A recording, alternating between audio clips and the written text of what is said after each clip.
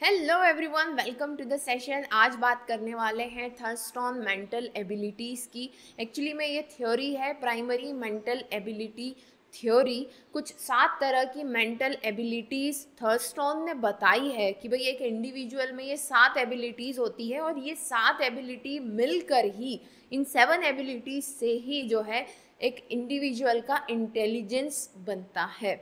तो क्या ये 7 एबिलिटीज़ हैं? वैसे तो आपके सामने मैंने ये फ्लो चार्ट रखा हुआ है। इस फ्लो चार्ट को हम लोग समरी के दौरान एक बार फिर से देखेंगे। फिलहाल हम लोग थ्योरी की तरफ चलेंगे कि भाई क्या वो 7 मेंटल एबिलिटीज़ हैं, क्या क्या उनके की पॉइंट्स हैं, वो सब कुछ डिटेल में समझेंगे। Then will come to this. अच्छा, थर्स्टन ने जो ये थ्योरी दी है, इन्होंने टोटली डिस्कार्ड कर दिया स्पेयरमैन की जी फैक्टर थ्योरी और 2 फैक्टर थ्योरी को, जो कि हम पिछले सेशन में पढ़ चुके हैं। अगर आपने नहीं पढ़ा है तो ज़रूर से जा कर के उस वीडियो को देखें, so that you can create base, है ना। अच्छा, एक चीज़ और है कि वो सभी लोग जो किसी ना किसी टीचिंग जॉब की तैयारी कर रहे हैं या टीचिंग इंटरव्यू के लिए प्रिपेयर कर रहे हैं या फिर आप सीटेट की प्रिपरेशन कर रहे हैं, यकीन मानिएगा ये जो इंटेलिजेंस थ्योरी, डेवलपमेंटल थ्योरीज़ के जो हमारे सेशन चल रहे हैं आपको बहुत हेल्प करने वाले हैं for your upcoming interviews and examination. So please connect with this series. तो चलिए, थर्स्टन 7 प्राइमरी मेंटल एबिलिटीज़, इसके बारे में बात करते हैं। स्पीयरमैन की थ्योरी को डिस्कार्ड कर दिया। उन्होंने कहा कोई एक factor, single factor can't explain the intelligence of a person. तो इन्होंने बताया कि भाई 7 फैक्टर्स हैं primary mental abilities. PMA theory है जो कि डेवलप की गई Lewis L Thurston in 1938।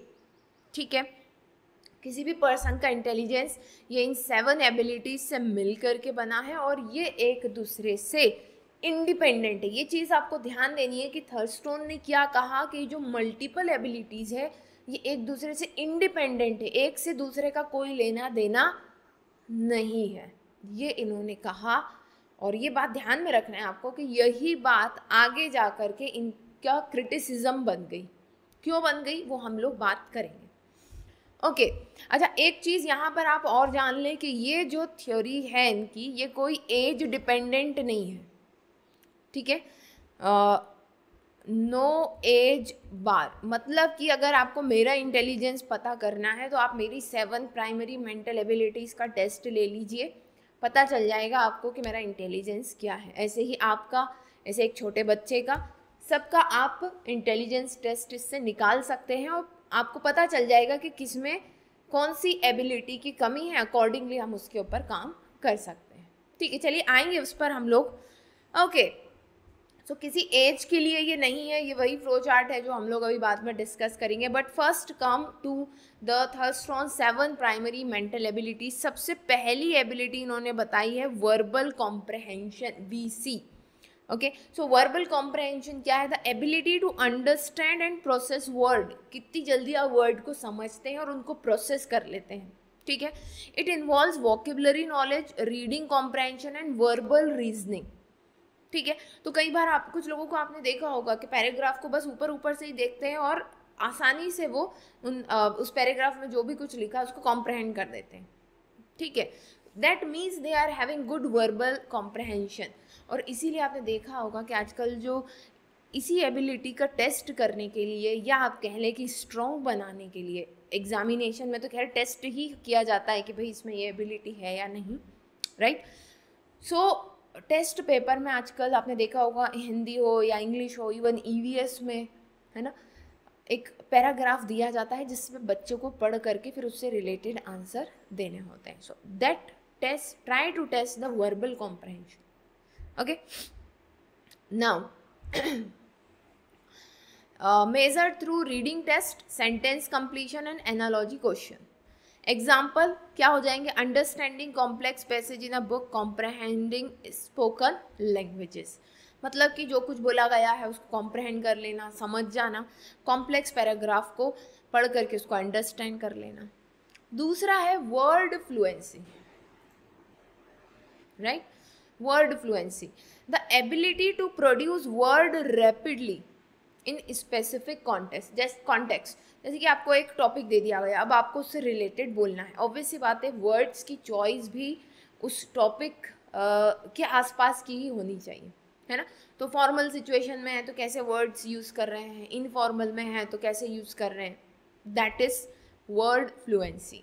Involves vocabulary recall, word formation, verbal creativity, measure through word association task and time vocabulary test. तो आपने देखा होगा ना कि आपको एक वर्ड दिया जाएगा, आप उसके आगे क्या बोलेंगे, ठीक है, तो that is a word association test, right. Time vocabulary test भी एक टाइम के दौरान आपको बहुत सारी चीज़ें दिखाई जाती हैं और फिर बाद में 1-2 सेकंड के लिए दिखाई गई और आपको बोला जाता है कि लिस्ट बनाइए इसकी क्या क्या था, कुछ इस तरह के गेम्स इसमें होते हैं। Naming as many word as possible that start with B in 30 second, ये एक इसका एग्जाम्पल है। तो first is verbal fluency, second is word fluency, verbal comprehension, second is word fluency, and third is numeric ability, the ability to perform mathematical operation quickly and accurately. It involves arithmetic, reasoning, problem solving and number manipulation, ठीक है, measured through math based IQ test। तो आप कहेंगे कि किसकी numeric ability अच्छी है, तो बिना कैलकुलेटर क्विकली अगर कोई 45 एट्जा बता देता है, सो दे आर हैविंग, और माइंड में ही प्लस कर लेते हैं, ठीक है, या माइनस कर लेते हैं, कोई भी मैथमेटिकल ऑपरेशन अगर वो बहुत easily without using pen and paper कर रहे हैं तो आप कह सकते हैं कि उनकी न्यूमेरिक एबिलिटी बहुत स्ट्रॉन्ग है, इजीली पैटर्न को समझ जा रहे हैं, रीजनिंग, ठीक। फिर है स्पेशल विजुअलाइजेशन, अपने आसपास का जो स्पेस है, जो एरिया है, उसको कैसे यूज़ कर पा रहे हैं, ना सिर्फ अपने आसपास, एक पेपर को कितनी अच्छी तरह से, पेपर की जो स्पेस है उसको किस तरह से यूज़ कर पा रहे हैं।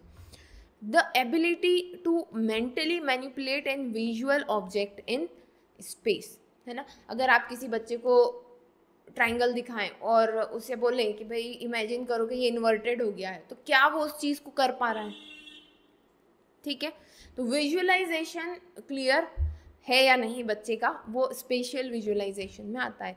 Essential for task required mental rotation, map reading and geometry. तो जिनका स्पेशल विजुअलाइजेशन अच्छा होगा वो इजीली मैप को रीड कर लेते हैं, ज्योमेट्री के क्वेश्चंस, बेसिक शेप्स वगैरह समझना उनके लिए इजी है। रोटेटेड शेप्स रखें तो वो समझ जाएंगे कि हाँ भाई शेप सही है, बस ओरिएंटेशन इनका अलग अलग है, right. Measured through spatial reasoning test, assembling puzzles, rotating object mentally, इस तरह से आप चेक कर सकते हैं spatial visualization. Okay, visualizing how a folded paper would look when unfolded.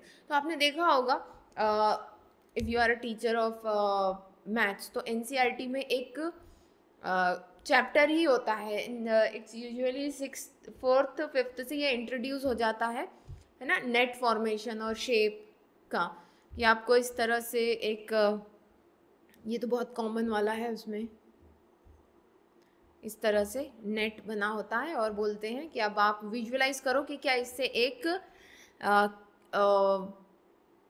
Cuboid बन जाएगा क्या, या क्यूब बन जाएगा क्या, तो किस तरह से आप इस पेपर नेट को फोल्ड करेंगे, इस तरह के क्वेश्चन उसमें होते हैं, ठीक है। Then associative memory, what is this now?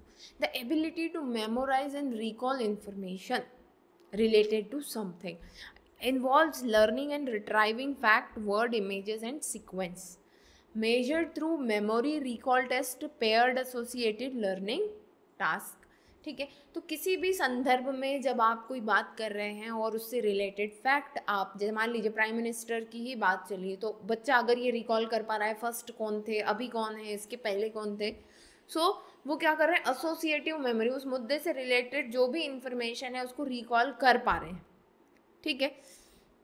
Remembering a list of 20 words in order after studying them for a 1 minute, तो जो हमने अभी ऊपर भी बात की थी, ठीक है, वर्ड वाली, वो वर्ड के सेंस में था, यहाँ पर आप ऑब्जेक्ट ले सकते हैं, ठीक।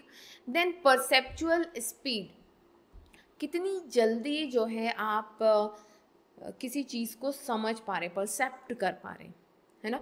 The ability to quickly recognize pattern, pattern देखिए, एक किसी बच्चे को 5 मिनट में पढ़ने के बाद पैटर्न समझ में आ रहा है, और कोई एक बच्चा है जिसने तुरंत देखा और उसको समझ में आ गया कि अच्छा यहाँ पर 5 की टेबल चल रही है, 2 की टेबल चल रही है ना, नंबर सीरीज जो होती है, ठीक। या फिर शेप में होता है ना इस तरह से कि भाई अगर यहाँ ट्राइंगल है, यहाँ स्क्वायर है, यहाँ ट्राइंगल है, तो बताओ नेक्स्ट क्या होगा, ठीक है। तो that is a perceptual speed, किसी ने जल्दी से बता दिया भाई यहाँ तो अब ये स्क्वायर आने वाला है, ठीक है। So how quickly you are recognizing the pattern, similarity and differences, important for scanning information, decision making and processing speed, measured through matching task, visual comprehension exercises, ठीक है। So spotting the difference in two similar looking picture, तो ये जो है आपकी perceptual speed को बढ़ाता है। वो पेपर में भी आता था ना पहले संडे को, 2 पिक्चर्स होती थी और उनमें कुछ ए और बी, और उसमें फिर हमें डिफरेंस स्पॉट करना होता था। So that is perceptual speed. वो क्या टेस्ट कर रहा था? हमारी परसेप्चुअल स्पीड को टेस्ट कर रहा था। Okay, then yes, inductive reasoning क्या है? Inductive reasoning, the ability to identify pattern, relationship and logical sequences. कोई चीज़ें किस सीक्वेंस में हो रही हैं उनको समझना, that is inductive reasoning, used in problem solving, hypothesis testing and critical thinking. Okay, जैसे कि हमने अभी बात करी ऊपर सीरीज का एग्जाम्पल हमने लिया, ये देखिए इंडक्टिव रीजनिंग का 2, 4, 8, 16, नेक्स्ट क्या होगा? 2 की टेबल चल रही है ना, ये पता लगा लेना कि यहाँ 2 की टेबल चल रही है, that is inductive reasoning. But कितनी जल्दी आपने पता लगा लिया, दैट इज परसेप्चुअल स्पीड। समझ पा रहे हैं बात को? ठीक है। So yes, these are the 7 primary mental abilities जो कि थर्स्टन ने मेंशन की है, और यही मिला करके एक पर्सन का इंटेलिजेंस बनता है, ठीक है। क्रिटिसिज्म क्या किया गया इस थ्योरी का, देखिए ज़रा, abilities are still interrelated. अब आप यकीन नहीं मानेंगे इस बात को, मैंने ऐसे बहुत से बच्चे देखे हैं, अगर उनकी वर्बल कॉम्प्रहेंशन है ना, या फिर वर्ड्स को समझने से रिलेटेड प्रॉब्लम है, तो उसको मैथ्स में भी प्रॉब्लम है, उसको स्पेशल विजुअलाइजेशन में भी प्रॉब्लम है। मतलब ये होता है जब भी आप ऐसे किसी बच्चे को देखेंगे ना, तो उसको प्रॉब्लम सभी सेक्शन में फिर प्रॉब्लम है ना। या कोई बच्चा बहुत अच्छा है पढ़ने में, उसकी परसेप्चुअल स्पीड भी बहुत अच्छी है ना, उसका वोकेबलरी भी अच्छा है, सब कुछ अच्छा है, तो आप ये नहीं पाएंगे कि उसको ज्योमेट्री समझ में नहीं आ रही है, ऐसा होता ही नहीं है। उसकी आप कॉपी देखेंगे, वेल ऑर्गेनाइज्ड रहेगी, सारे डायग्राम सब जगह पर बने हुए हैं, प्रॉपर लेंथ ब्रेथ दी हुई है उसने हर चीज़ की, right. So these are not independent, these abilities are interrelated. Okay, do not explain creativity और इमोशनल इंटेलिजेंस। अब आप जितनी भी अभी हमने 7 एबिलिटीज़ देखी हैं, ये सभी कॉग्निटिव एबिलिटीज़ के अंतर्गत आती हैं। तो अगेन इन्होंने भी क्या छोड़ दिया? क्रिएटिविटी और इमोशनल इंटेलिजेंस को छोड़ दिया है, ठीक। एप्लीकेशन क्या है इसका? एप्लीकेशन, जैसे मैंने कहा कि ये कोई एज रिलेटेड नहीं है, कभी भी आप किसी का भी ये पीएमए टेस्ट कर सकते हैं, है ना, और उसके कमियां और उसकी मतलब उसके पॉजिटिव और नेगेटिव्स या वीकनेस और स्ट्रेंथ कहें आप, पॉजिटिव नेगेटिव नहीं, वीकनेस और स्ट्रेंथ आप निकाल सकते हैं। Okay, so education help in personalised learning. कैसे? अगर आप एक बच्चे का पीएमए टेस्ट करते हैं और आपको ये समझ में आता है कि वर्बल में कोई दिक्कत है, तो जब आप उसको पढ़ाएंगे तो उसकी वर्बल्स को लेकर के आप ज़्यादा जोर देंगे, है ना। या स्पेशल विजुअलाइजेशन में उसको कोई दिक्कत है, तो फिर आपको जब उसको ज्योमेट्री पढ़ाएंगे तो उस पर ज़्यादा ध्यान देंगे, ठीक है। तो इस तरह से आप अगर बच्चे की स्ट्रेंथ और वीकनेसेस पता लगा लेंगे, so you can create a lesson plan और अ फ्लेक्सिबल लेसन प्लान, जिसमें सभी बच्चों को इन्वॉल्व किया जा सकता है हर एक स्ट्रेंथ और वीकनेसेस के साथ। खैर वो पर्सनलाइज में नहीं जाएगा, बट हाँ, अगर किसी एक बच्चे की बात करें तो you can create a personalized learning environment and experience after doing this PMA. Psychological assessment, used in aptitude and career counselling.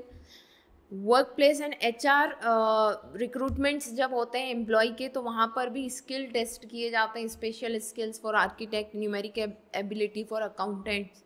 तो जो कुछ भी हम कॉम्पिटिटिव एग्ज़ाम दे रहे होते हैं, एक्चुअली में उस जॉब से रिलेटेड एबिलिटी हमारे अंदर चेक की जाती है। तो बैंकिंग में आपने देखा होगा मैथ्स बहुत ज़्यादा आता है ना, रीजनिंग बहुत ज़्यादा आती है। वो इसीलिए आती है क्योंकि वो काम ही वैसा है जहाँ पर आपको इजीली पैटर्न को, कैलकुलेशन, ये सब समझना है।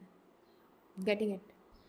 ठीक है, चले तो आ जाते हैं हम यहाँ पर लास्ट में to summarize Thurstone 7 primary mental ability. तो सबसे पहले हम स्टार्ट करते हैं यहाँ पर वर्बल कॉम्प्रहेंशन। वर्बल कॉम्प्रहेंशन क्या है? Language understanding and text interpretation. कैसे बच्चा किसी भी लिखे हुए टेक्स्ट को समझ पा रहा है और उससे रिलेटेड आंसर्स दे पा रहा है। Second, word fluency, word generation और लेक्सिकल एक्सेस उसका एसेस है कि नहीं, ठीक है, मतलब कि शब्दों से रिलेटेड, ठीक है।